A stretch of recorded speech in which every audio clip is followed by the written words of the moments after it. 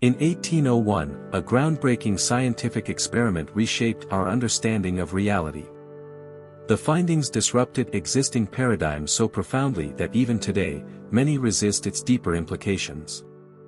This pivotal event was the double-slit experiment, a cornerstone in the development of quantum mechanics and our comprehension of reality's nature.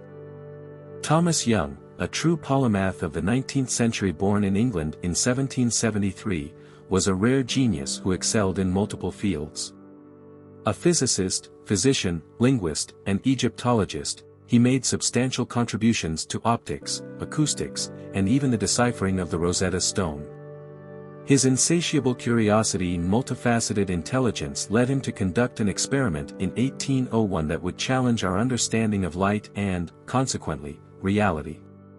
Young sought to resolve a heated debate: was light composed of particles, as Isaac Newton suggested, or waves, as proposed by others like Christian Huygens? To settle this, Young devised a simple yet ingenious experiment.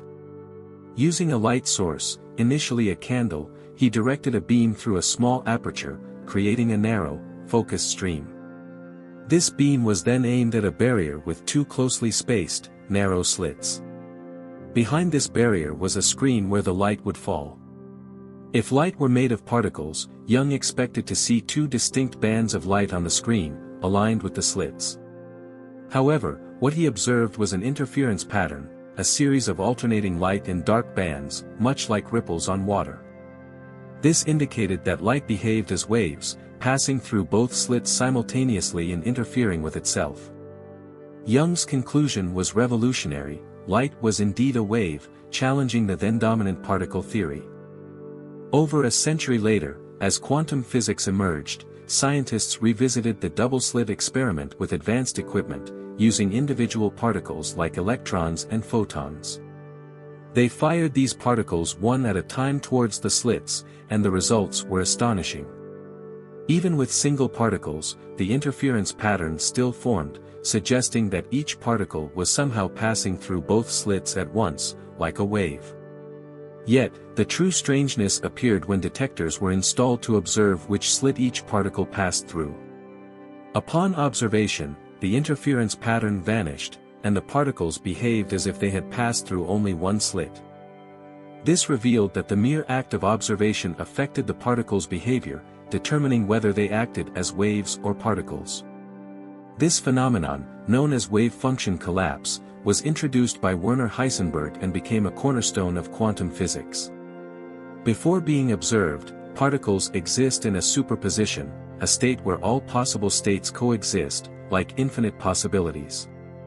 Upon observation, they choose a single state. The double-slit experiment demonstrates that at the quantum level, reality isn't fixed but a field of infinite possibilities that manifest in response to an observer. This raises a profound question: what is the role of the observer in the universe? Human consciousness, seemingly separate from the physical world, appears to play a crucial role in the behavior of matter at the quantum level. As Hermes Trismegistus stated, "As above, so below." Imagine standing before a closed door. Behind it could be anything: a dog, a cat, or nothing at all. Many possibilities coexist until you open the door and look. Similarly, in the quantum world, particles exist in superposition until observed. The act of observation collapses all possibilities into one reality. This collapse of the wave function suggests that our attention shapes reality. In life, whatever we focus our attention on grows. If you concentrate on problems, you strengthen that reality. Conversely, if you focus on solutions, that reality begins to take form. A person fixated on debts will see them increase, but shifting focus to generating income can reveal new opportunities. The collapse of the wave function teaches us that limitations are temporary, and infinite possibilities await our focused observation. Remember, the first Hermetic principle states, "The universe is mental." Young's experiment sparked the rise of quantum mechanics and its many implications. Among these, the most fundamental concept is the quantum vacuum. Imagine zooming in on your hand with an incredibly powerful microscope. You would see molecules, then atoms with protons, neutrons, and electrons. Further in, you'd find quarks, even smaller elementary particles. Beyond quarks, interpretations diverge. Some suggest superstrings, others the Higgs boson, the field that gives mass to everything. But beneath it all lies the quantum vacuum, an infinite field of primordial energy from which everything emerges. This energy, interacting with the Higgs field, itself an emanation of the quantum vacuum, gives mass to quarks, which form protons, then atoms, molecules, cells, organs, and ultimately, the bodies of all living beings. Everything originates from the quantum vacuum. It is the essence of all that exists. Everything else is either an emanation or a self-organization of it. Other interpretations are metaphorical, and any metaphor is valid if understood as such. This quantum vacuum is omnipresent, from the primordial ocean of energy to galaxies and the entire universe. Nothing exists outside the quantum vacuum, it is the energy in everything. Understanding that you are formed by the quantum vacuum is crucial. This essence is the divine spark, an individual particle of the quantum vacuum. Recognizing this is enlightenment. The enlightened being feels this connection. Feeling is key, without it, the illusion of separation persists. To love the all, one must feel that the all is the essence of everything. When you feel this, you allow the all to resolve everything, abandoning the ego and letting the spark guide you. Without this understanding, a person tries to control their life with their mind, inevitably leading to problems. Releasing the ego and letting the spark take over is the solution. This doesn't mean inaction but rather doing everything within our power to enable the spark to act. The spark resides within our bodies, and the body is its vehicle. We must keep the vehicle in the best possible condition. Suffering arises from resisting the understanding that everything is the all. It's like being a cell in a liver and not accepting that you are part of the liver. We are within the all, and the all is within us.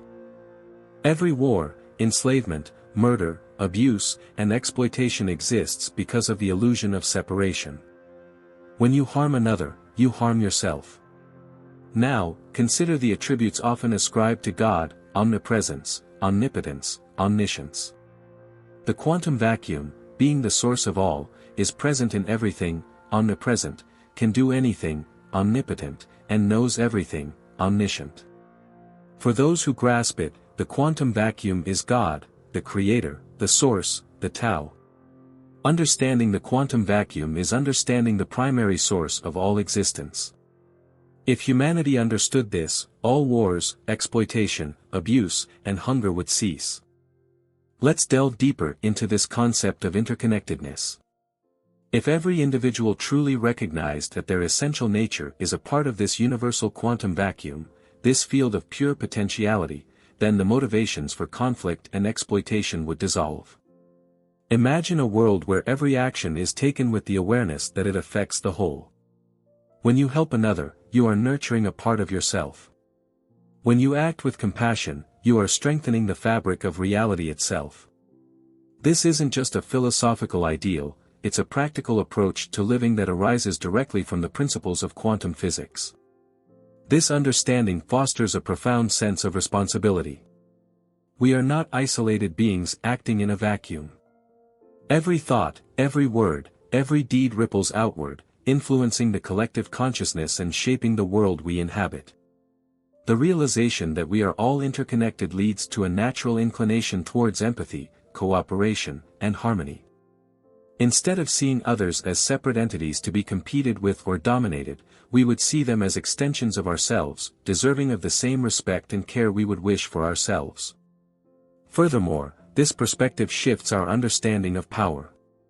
True power doesn't come from control or domination over others but from aligning oneself with the flow of the quantum vacuum, the source of all creation. It's about harnessing the inherent potential within us and using it to create a positive impact on the world. This is the power of creation, innovation, and love, rather than the power of destruction, fear, and control. Consider the implications for our social structures. Our current systems, often based on competition and scarcity, would be transformed. Economies would prioritize sustainability and equitable distribution of resources, recognizing that the well-being of one is inextricably linked to the well-being of all. Political systems would focus on collaboration and consensus building, understanding that true progress comes from working together, not from division and conflict. Educational systems would nurture empathy, critical thinking, and a deep understanding of our interconnectedness, fostering a generation that values cooperation over competition. This is not a utopian dream but a potential reality that can be realized through a collective shift in consciousness. The understanding that we are all expressions of the same fundamental energy, the same quantum vacuum, can serve as the foundation for a new era of peace, prosperity, and harmony. It's a call to awaken to our true nature and to live in accordance with the profound interconnectedness that binds us all. By embracing this truth, we can collectively create a world that reflects the infinite potential that lies within each of us, a world where the well-being of the individual is intrinsically linked to the well-being of the whole.